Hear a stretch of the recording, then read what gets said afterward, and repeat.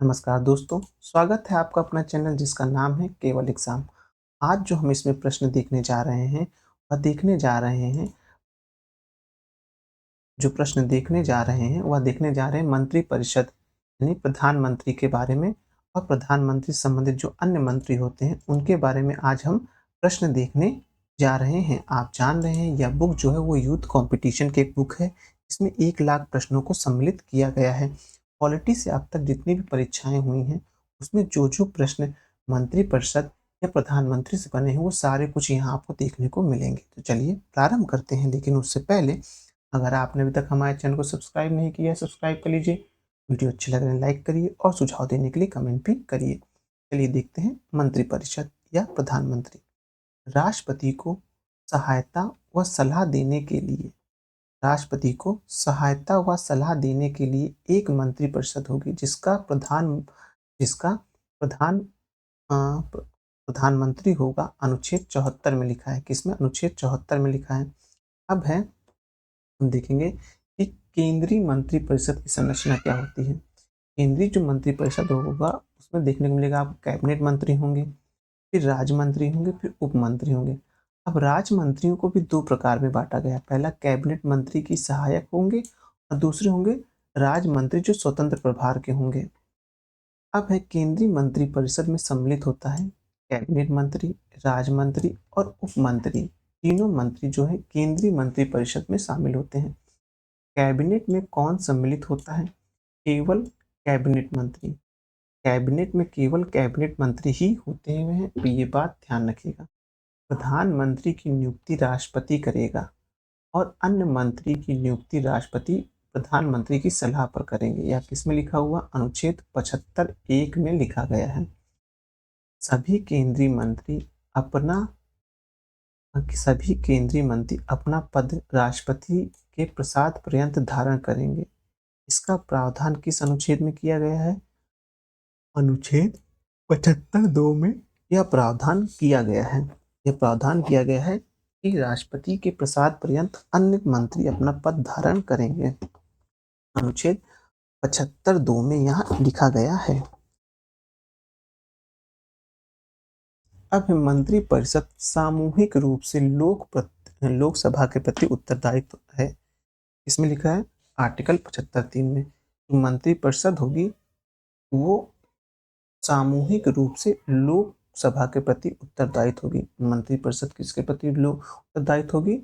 वह लोकसभा के प्रति उत्तरदायित्व होगी। किसमें लिखा है? आर्टिकल 75(3) में लिखा गया है।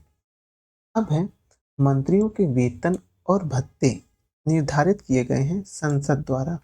इस संसद के द्वारा मंत्रियों के वेतन और भत्ते निर्धारित किए गए हैं, जो वर्तमान में देखेंगे आर्टिकल 75(6) में लिखा गया है कि जो कैबिनेट जो मंत्री होंगे उनके वेतन के साथ उन्हें क्या क्या अलाउंसमेंट मिलेंगे, उनके गाड़ी के खर्च, उनके घर का खर्च, उनके बिजली खर्च, उनका जो वाटर टैक्स, हाउस टैक्स और जो उनको अन्य सुविधाएं दी जाती, लग्जरी सुविधाएं दी जाती हैं। शब्द लग्जरी ज़्यादा अच्छा रहेगा क्योंकि उनके ऊपर टैक्स नहीं लगता है। ये सब सुविधाएं जो दी जाती हैं किसमें लिखा गया? आर्टिकल 75(6) में लिखा गया है।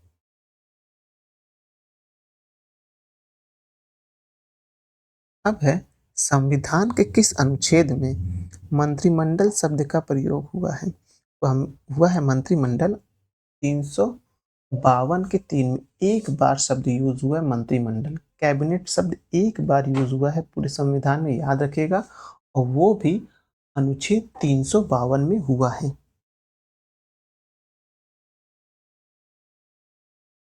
मंत्रिमंडल में कौन कौन शामिल होता है? मंत्रिमंडल में आपको देखने को मिलेगा प्रधानमंत्री सहित कैबिनेट मंत्री मिलते हैं। संविधान के किस अनुच्छेद में प्रावधान मिलता है कि प्रधानमंत्री राष्ट्रपति को ऐसी सूचना देगा जो संघीय प्रशासन व विधान के बारे में उसके द्वारा मांगी जाएगी? तो जो राष्ट्रपति होगा वह प्रधानमंत्री से सूचना मांग सकता है ना कि भाई तुम क्या कार्य कर रहे हो मेरे नाम पर, क्योंकि सारे काम तो मेरे नाम पर होते हैं। तो ये सब कहीं लिखा होना चाहिए ना, कौन किसके नाम पे काम करेगा, कौन सिग्नेचर करेगा।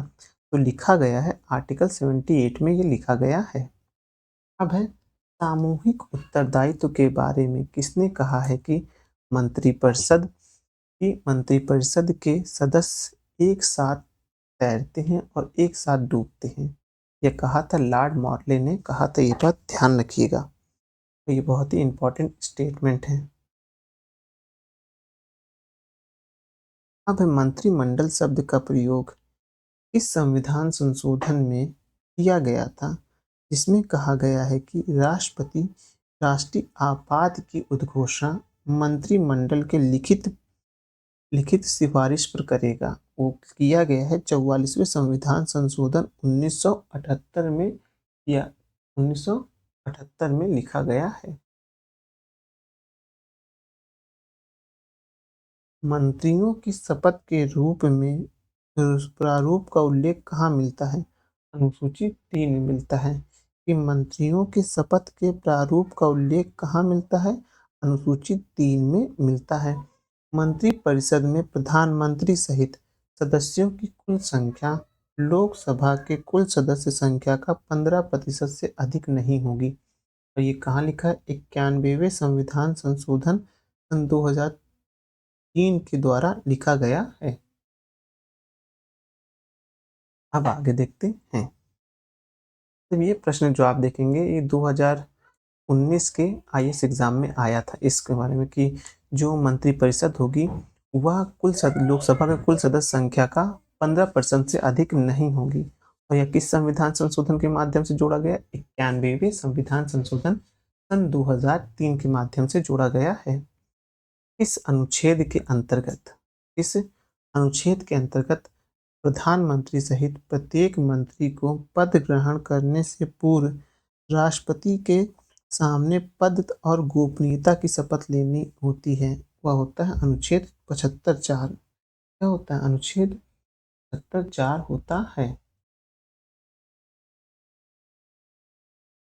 अब है मंत्रिपरिषद का सदस्य बनने के लिए व्यक्ति का संसद के किस सदस्य का सदस्य बनना आवश्यक है। यदि ऐसा नहीं हो तो उसे पद ग्रहण करने के 6 महीने के अंतर संसद सदस्य बनना अनिवार्य है, अन्यथा पद छोड़ना हो पड़ेगा। तो ये कहा था अनुच्छेद 75(5) में कहा गया था। अब है मंत्री कितने प्रकार के होते हैं? मंत्री 3 प्रकार के होते हैं, कैबिनेट मंत्री, राज्य मंत्री और उप मंत्री। संसद के किस सदन द्वारा मंत्रिपरिषद के विरुद्ध अविश्वास प्रस्ताव पारित किया जा सकता है, जिसके कारण उसे त्यागपत्र देना पड़े? वो था लोकसभा। क्या था वो? लोकसभा है। मंत्रिपरिषद का अध्यक्ष या नेता होता है, कौन होता है? प्रधानमंत्री होता है। मंत्रिपरिषद किसके प्रति उत्तरदायित्व होती है? मंत्रिपरिषद लोकसभा के प्रति उत्तरदायित्व होती है। मंत्रिपरिषद सामूहिक रूप से लोकसभा के प्रति उत्तरदायित्व होती है, तो व्यक्तिगत रूप से उत्तरदायित्व राष्ट्रपति के लिए होती है। मंत्रिपरिषद सामूहिक रूप से, जाहिर सी बात है, लोकसभा के प्रति, और व्यक्तिगत तौर पर देखा जाए तो राष्ट्रपति के लिए उत्तरदायित्व होती है। आमतौर पर प्रधानमंत्री सदस्य होते हैं इसके लोकसभा का।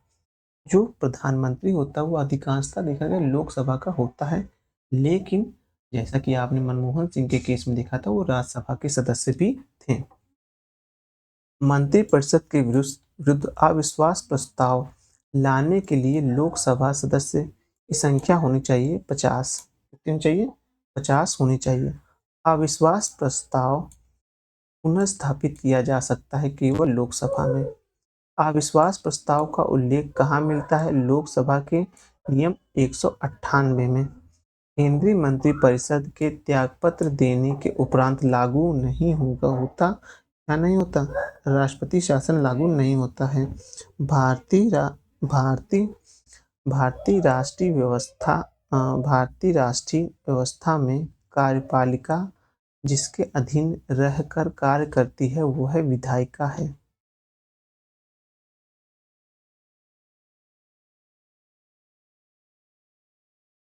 अब है विभिन्न मंत्रालयों को वित्तीय संसाधनों का आवंटन किया जाता है। वो किया जाता है वित्त मंत्रालय के द्वारा किया जाता है। मंत्रालयों के बीच समन्वय कौन स्थापित करता है?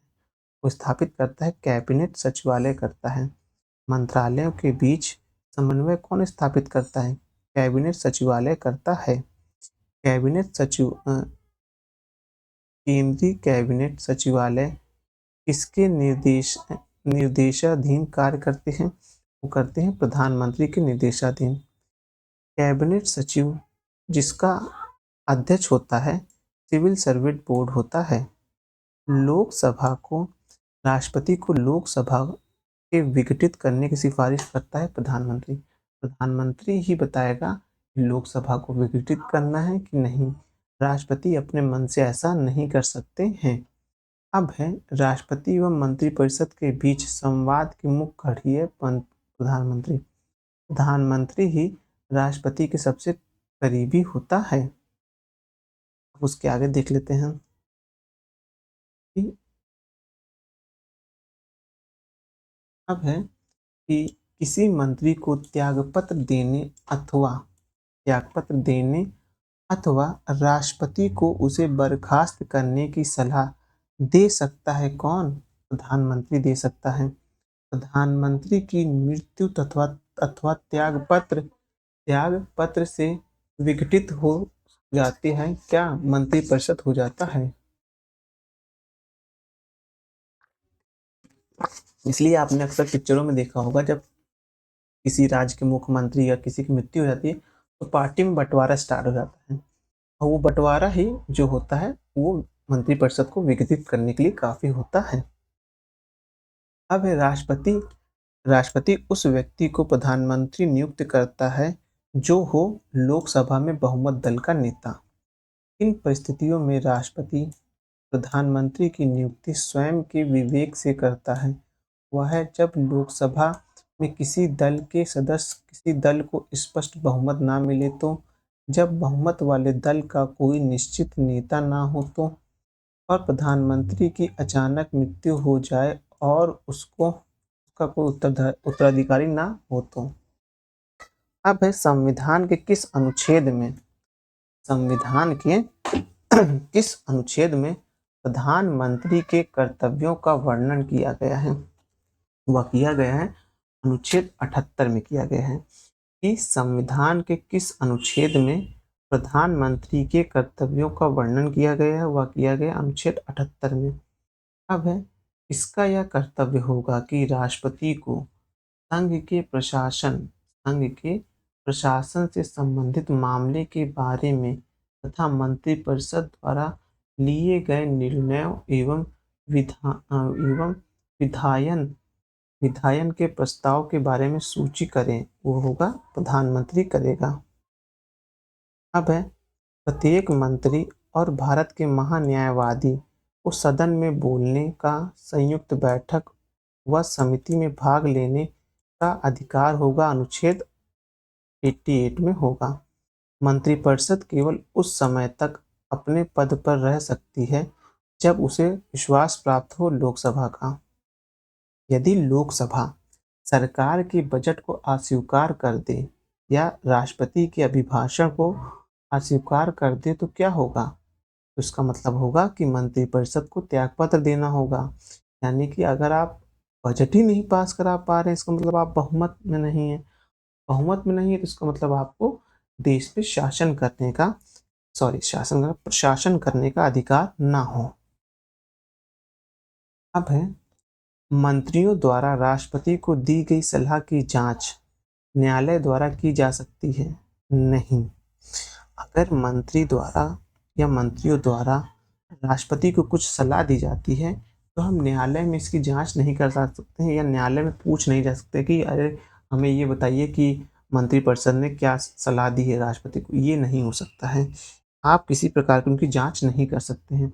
जब तक किसी मंत्री का सबसे लंबा कार्यकाल रहा, अब तक किस मंत्री का सबसे लंबा कार्यकाल रहा है? वो रहा है जवाहरलाल नेहरू का रहा है। अब है मंत्रिमंडल में मंत्रियों के चयन हेतु स्वविवेक का पूर्णतः प्रयोग किया जाता है मंत्रिपरिषद द्वारा, प्रधानमंत्री द्वारा किया जाता है। मंत्रिमंडल में मंत्रियों के चयन हेतु स्वविवेक का पूर्णतः प्रयोग किया जाता है प्रधानमंत्री द्वारा। प्रधानमंत्री को लगता है कि फाइनेंस मिनिस्ट्री को किसी और को देखनी चाहिए तो उनको जॉब देते हैं, या उनके ऊपर डिपेंड करता है कि किसको कौन सा विभाग देना है। और ये किसके ऊपर डिपेंड करता है, और डिपेंड करता है आर्टिकल आर्टिकल जो देखेंगे स्वविवेक पर पूर्णता नहीं, इसके बारे में आर्टिकल नहीं है कि मंत्रिमंडल मंत्री का चयन होती स्वविवेक पर पूर्णता निर्भर होता है। आर्टिकल 76 में इस तरह का बोला गया है बात इनडायरेक्टली। लेकिन भारत का प्रधानमंत्री किसके प्रति जवाबदेह होता है? भारत का प्रधानमंत्री जवाबदेह होता है, वो होता है लोकसभा के प्रति जवाबदेह होता है।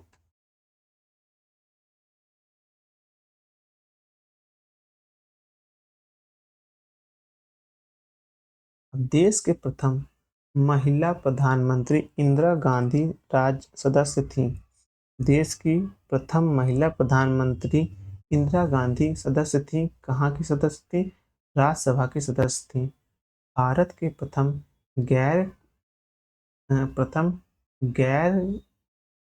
कानूनी प्रधानमंत्री कौन थे? वो आपको देखने को मिलेगा, मोरारजी देसाई हैं। अब है लोकसभा। लोकसभा में किसी उपस्थित न होने वाले प्रधानमंत्री के थे, मतलब कि ऐसे प्रधानमंत्री जो कभी लोकसभा में उपस्थित ही नहीं हो पाए, उनका नाम था चौधरी चरण सिंह था। प्रधानमंत्री चंद्रशेखर लोकसभा सदस्य थे, बलिया लोकसभा निर्वाचित क्षेत्र से थे। अब है अविश्वास प्रस्ताव द्वारा हटाए जाने वाले प्रथम प्रधानमंत्री कौन से थे? वो आपको देखने को मिलेगा, विश्वास नाथ प्रताप सिंह थे। अब है उदारीकरण निजीकरण। अब है कि उदारीकरण निजीकरण और भूमंडलीकरण की नई आर्थिक नीति के घोषणा वाले प्रधानमंत्री थे वीपी वीपी नरसिम्हा राव। वह मंत्री पद जो पद ग्रहण करते समय विधानसभा सदस्य थे एस.सी. देवगौड़ा। तो किस प्रधानमंत्री का सबसे छोटा कार्यकाल रहा? 13 दिन का अटल बिहारी वाजपेयी का रहा है। अब है प्रधानमंत्री से पहले मनमोहन सिंह किस पद के लिए कार्य करते थे? भारत के वित्त मंत्रालय के लिए काम करते थे। योजना योजना आयोग के अध्यक्ष भी प्रधानमंत्री होते हैं। रिजर्व बैंक के गवर्नर, अंतर्राष्ट्रीय मुद्रा कोष के प्रतिनिधित्व। राष्ट्रीय सुरक्षा समिति का प्रधान होता है कौन? प्रधानमंत्री। काउंसिल ऑफ साइंटिस्ट एंड कहते हैं इंस्टीट्यूशनल रिसर्च के अध्यक्ष होते हैं प्रधानमंत्री। स्वतंत्र भारत में प्रथम बार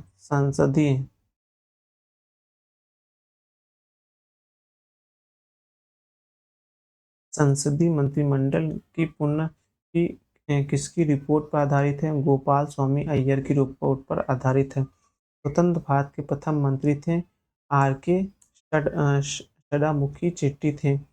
वह नेता जो वह नेता जो वह नेता जो नेहरू की कैबिनेट के पहले गृह मंत्री तथा बाद में रक्षा मंत्री बने, काटजू थे।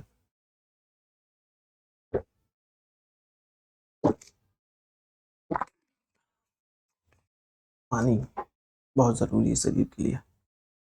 स्वतंत्रता के पश्चात भारत के प्रथम कानून मंत्री कौन थे? Doctor B R. अम्बेडकर थे। भारत के ऐसे प्रधानमंत्री जिनकी मृत्यु देश के बाहर हुई, लाल बहादुर शास्त्री। कहाँ हुई थी? कमेंट करिए। उपराष्ट्रपति का पद है गैर संवैधानिक है। कैबिनेट मंत्री उप प्रधानमंत्री का पद कैसा है? ये है गैर संवैधानिक, संविधान में इसके बारे में उल्लेख नहीं है। कैबिनेट समिति का गठन जो कि गैर संवैधानिक है, किया जाता है प्रधानमंत्री के द्वारा। वह कौन थे जो प्रधानमंत्री बनने से पूर्व राज्य के मुख्यमंत्री पद आसीन कर चुके थे? मोरारजी देसाई, चौधरी चरण सिंह, पी.पी. सिंह, नरसिम्हा राव, एच. देवगौड़ा और नरेंद्र मोदी हैं।